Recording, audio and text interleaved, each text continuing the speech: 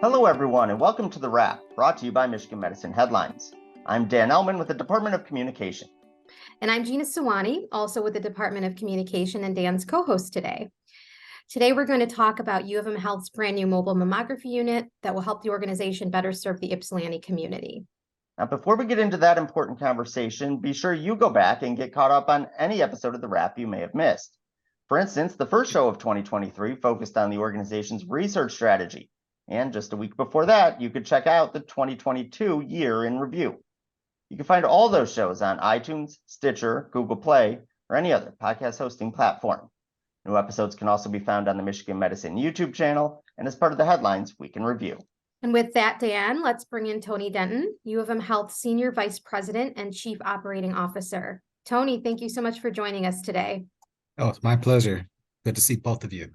Now, first, as we mentioned briefly, there's a mobile mammography unit that launches this month based at the Ypsilanti Health Center. Can you tell us more about this, how it will work, and who will benefit from it? We've made a decision to invest in a mobile mammography unit to initially benefit the Ypsilanti area community. We feel that it's important to bring care closer to home, consistent with broader strategies for Michigan Medicine and U of M Health. And we are closing in on securing the delivery of this unit later this month. And the benefits really go to earlier screening for breast cancer, to detect where there might be presence of breast cancer in order to treat and prevent. So we're trying to bring more services closer to the community to make it easier to access care of Michigan Medicine. Very good. That's very fascinating stuff. So if you can tell us a little bit about the plan for the rollout of the unit, that'd be great. Well, as I just mentioned, we're going to receive the unit, which is a GE healthcare unit for mobile mammography later this month. And then the plan for rolling it out is that we'll activate it mid-February, February 13th, I believe. And during the course of the month between the delivery and actually activating it, we're going to have open houses to educate our community, both internal and external, to understand what we're trying to accomplish to improve awareness around breast cancer, the importance of screening. We have it fully staffed and ready to go. And then we will move on from there. The rollout will include a schedule of 3 days a week, Tuesday through Thursday, 7 to 3:30 p.m. as an initial schedule based on demand for those services. Given that it is a mobile unit, while we will be deploying it at IPSI for 3 days a week, we're also looking at other communities in need that can benefit from the mobile mammography unit being in their area. So we intend for it to be used as much as possible in order to improve access as much as possible. Yeah, can we dive a little bit deeper into the improving access? I really want to talk about why this is so important for the Ypsilanti community in specifically, but also for other communities in need that will get this unit, as the months and years go on. Why is it so important to have this type of resource available? It's a great question, and there's some powerful connections between how we assess the community health needs, which is part of our responsibility as a healthcare provider, to then take action on where we identify those needs. In this case, we determined that there was lack of access to screening services for the Ypsilanti area community. And in turn, screening and improving access is a part of our strategy for U of M Health. Our base priorities, including belonging and inclusion, improving access, safety, and quality, and providing an ideal patient care experience. That ideal experience includes making care more accessible closer to home, which is more time and cost efficient for patients in the community.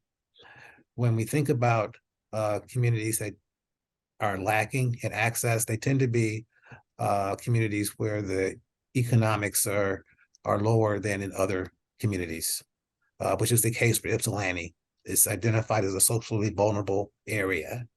And where we have right now at Ypsilanti Health Center, which has been in place for about 30 years or so, is essentially primary care services. Very low amount of specialty services, no imaging services. So you can imagine if I need to take a bus to go to Ypsilanti Health Center, it costs money. And I'm going there for primary care services, but I'm not able to get any kind of imaging. So I have to get back on a bus, go home, get on another bus, a different route to go into Ann Arbor, which takes more time, more money, at a level where people don't have the meaningful resources to do so. So that could actually defer care. And so improving access, bringing it closer to home, it makes it easier, more convenient, and safer for the community. No, absolutely. And I know you kind of talked about the strategic goals and how this mobile unit fits into the organizational strategic goals. If you want to just kind of tap into how this also fits into our mission, our overarching, strategic goals as an organization. Well, Michigan Medicine has a vision about how care can change lives. And our aim here is to change life by bringing care closer to the community. By bringing care closer to the community, it reflects our caring, our intent to be more present, what I call meaningful presence. It means that we are intentional about building bridges and connecting communities in a way that we are establishing different types of relationships. And when we invest in community, it means that we are of the community and that we are working with the community to try and elevate health. And by elevating health, it allows people to be more vital, more productive, because we are engaging in their care sooner, which allows them to then be able to be productive economically in terms of working. So it really is a cycle of identify the gaps, create actions to resolve the gaps in order to improve access to services that are not present, which is another way of improving health equity and reducing disparities, because we are engaging and bringing patients into the process sooner than they would have otherwise. Yeah, I love that. So we've talked a lot about the why. Now I just really quick want to touch on the how. I know that the unit will initially be utilized at the existing Ypsilanti Health Center, but we've also recently announced a new Ypsilanti Health Center that will be created in that community. Is that where this will be stationed when it opens next year? And if not, can you tell us more about how it will be deployed long term? Sure. We have the opportunity to do many things to benefit the Ypsilanti area community in terms of investment. The mobile mammography unit is actually what I would call part of phase one, where we're bringing specialty imaging services to the Ypsilanti area community. But we are also expanding specialty services at the existing Ypsilanti Health Center in order to try to bring even more services to one location. And then there's a longer, bigger phase that was announced in December, which is an intention to relocate the existing Ypsilanti Health Center to 300 West Michigan Avenue, the former EMU College of Business, with a 50,000 square foot facility that's going to be more comprehensive, that includes primary care, specialty care services, and a suite of imaging services, including mammography. So mammography at the new site will be within the facility. That will give us an opportunity to then transfer the mobile mammography unit to other communities in need. And so we're right now identifying where those are in order to try to optimize the same goals to bring care closer to other communities that we serve and that rely upon Michigan Medicine for their care. Perfect. Thank you so much, Tony, for sharing all of this exciting information. Obviously, our listeners are going to be very intrigued by it. If you want to learn more about the mobile mammography unit, be sure to stay tuned to headlines in the weeks ahead. All right, Tony, it's time for the lightning round when we ask our guests 4 quick fire questions that they haven't seen before. So are you ready to go? Oh, yeah. The holidays obviously just passed. So what was your favorite memory from this past holiday season, Tony? My favorite memory was our son coming home to visit on Christmas Day. Oh, Nice. wonderful. All right, so starting next month, you'll be transitioning to a new role as Chief Environmental, Social, and Governance Officer. What are you most excited about when it comes to this new role? Creating the future. The opportunity to create a important message about how important it is for this organization to be out front, around the environmental sustainability, the social governance issues that we already are engaged in, but to be even more intentional about how we intend to improve health equity, reduce disparities in a collaborative way, and to create a cadence where this is consistent and hardwired and will survive all of us as our culture. If you could meet one person from history, who would it be and why? Martin Luther King Jr. Why?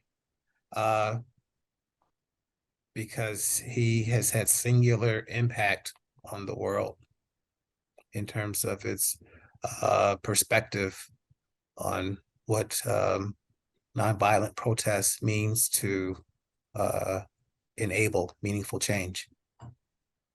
So finally, we asked Headlines readers what they're leaving behind in 2022 in order to make 2023 a better year. So what we're wondering is what you're looking the most forward to in the coming year.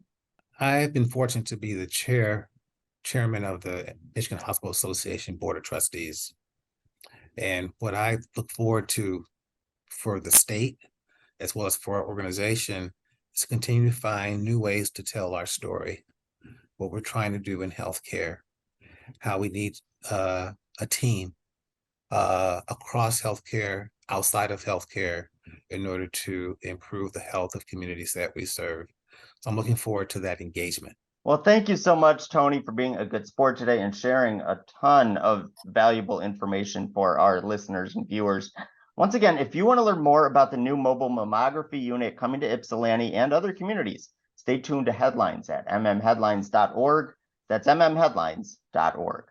And while you're at Headlines, you can check out featured stories from this past week, including the next in the newsletter's Inclusive Communication series, and look at some of the special holiday events that were hosted by the Trauma Burn Center.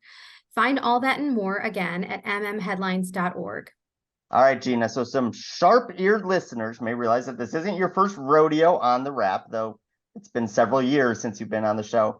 So can you tell people, first of all, why you were on the Wrap in the first place, and tell people what you're doing nowadays? Like, who the heck are you? Yeah, so I've been lucky enough to support Tony Denton in the Ypsilanti rollout when it comes to the new facility, as well as the mobile mammography unit. I work on the public relations team within the Michigan Medicine Department of Communication. I've actually been here for about 5.5 years.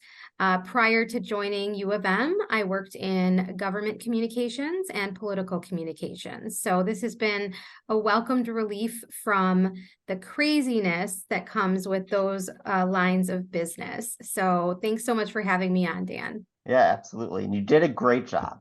Thanks. All right, it's time for the weekly trivia contest. This week's question is, name one of the 3 groups that recently hosted community events for patients of the Trauma Burn Center.